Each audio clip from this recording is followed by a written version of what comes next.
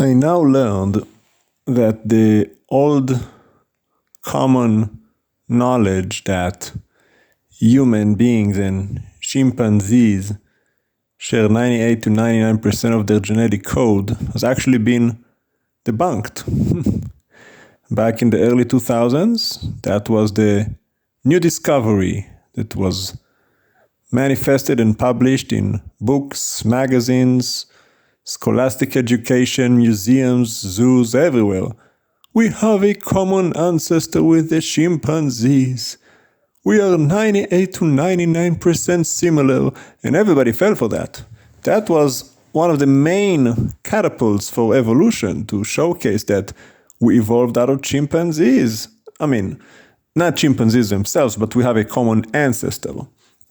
Because we look so similar and we have 98 to 99% similarity. But as a matter of fact, around 2012, 2015, they did a more thorough investigation and realized that actually we only have 85% similarity, which is a huge difference. 99 is almost identical, like one for one with a few minor alterations. 85 is huge. What more, they've discovered that we actually have about 90% similarity with cats. That's right, cats. Meow. We have 90% similarity with cats and 85% similarity with chimps, which completely debunks the theory of evolution that we've evolved from a common ancestor with chimps. It would make more sense that we've evolved with a common ancestor with cats. But obviously nobody claims that, because everybody knows how absurd that is, because we're not similar at all to cats. But the point being, why I'm even mentioning all of this, is to show you that it really doesn't matter. See, I've always believed in God, even when I thought dinosaurs walked the earth 65 million years ago. Even when I thought the universe was 13.8 billion years old. Even when I thought that we actually do share 98 to 99% similarity with chimps. Because none of these things matter, because whatever evidence I was given, I've always interpreted it as this is what God did. Oh, 13.8 billion years, whatever. Oh, wow, that's what God did. We're close to the chimps. Well, the Lord designed us similar together. So it comes to show you that it really doesn't really matter what you're told and what deception tactics are used against you. If you want to believe, you'll believe whatever you want to believe. It really doesn't matter. You want to believe in God, you'll believe in God. You don't, you won't. You think that people, if I reveal this newfound information, are they gonna throw evolution under the bus and come to faith and serve the God of creation? No.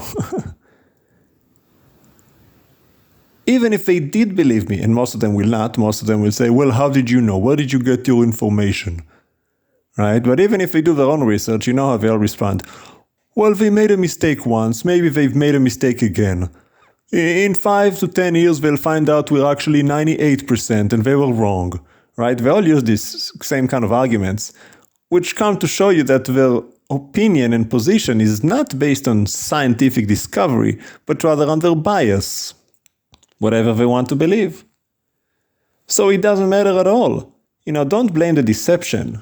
You can't blame the system. To some degree, I guess you could, but at the end of the day, it doesn't matter. They can tell you anything, but you're the one that has to accept it. I've heard evolution, I've never believed in it. Because I've believed in God and it didn't make sense in my head. Evolution, that doesn't make any sense at all. Science or not. The more I've grown to learn, I realize how unscientific it is, but what's the difference? That's not what convinced me.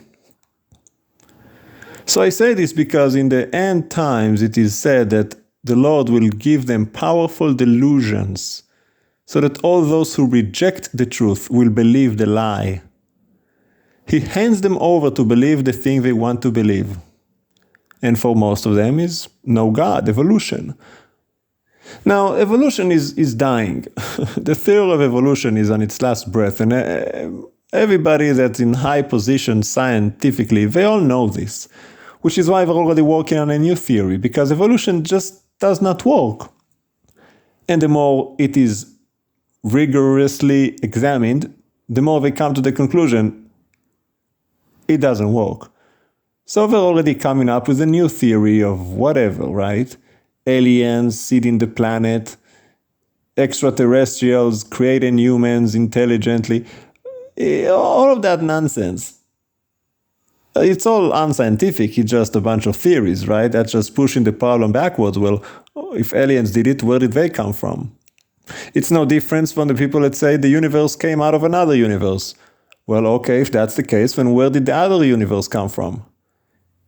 You have no answers because you're avoiding the truth of God, the immovable, unchanging, eternal Creator. There's no other possible explanation for life. But it doesn't matter because you are rebellious and you are just unwilling to acknowledge your Maker.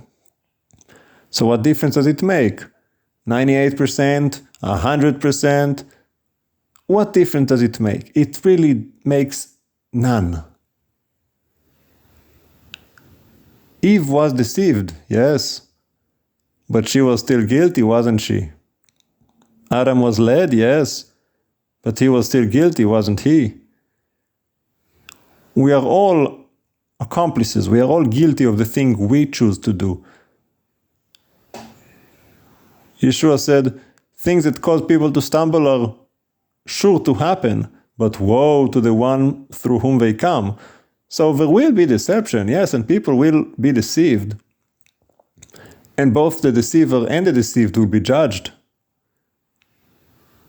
You can't blame the deceiver, really. He deceived me, he tricked me. Yes, but you listened to him. Especially if you know the truth. I mean, Chava knew. She even quoted it. But God said, don't eat from this. Oh, well, he didn't really mean that. Oh, he didn't?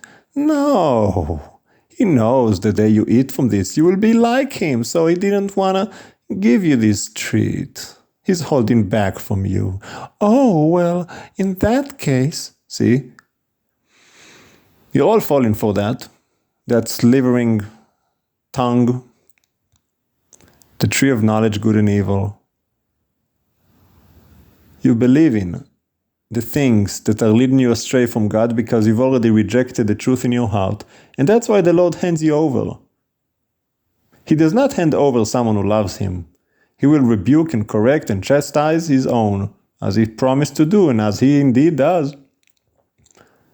Look at Israel all throughout history. From the very beginning, he said, I'm going to chastise and torment you in order to see what's in your heart. The Lord tests the heart. Fire, right? Furnace for the gold, crucible for the silver. The Lord tests the heart. Torment and discipline are synonymous.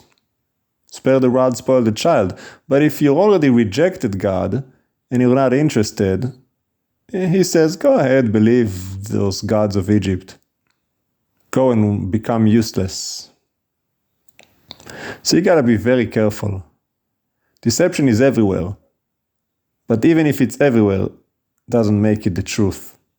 God is truth. Adonai, Elohim, and Yeshua HaMashiach. Repent and be saved from this deceiving, evil world.